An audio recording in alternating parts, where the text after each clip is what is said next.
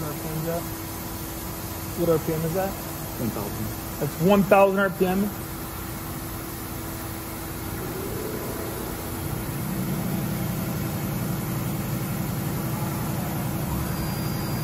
$2,000 RPM.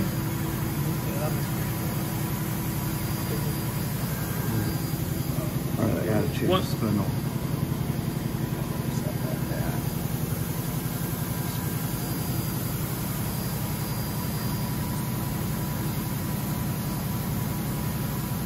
I could splice this thing later anyways.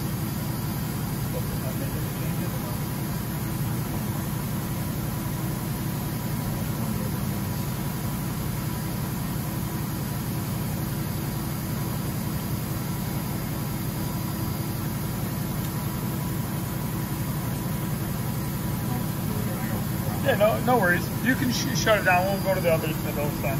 I don't have to show it on the screen. You can tell it's going at it.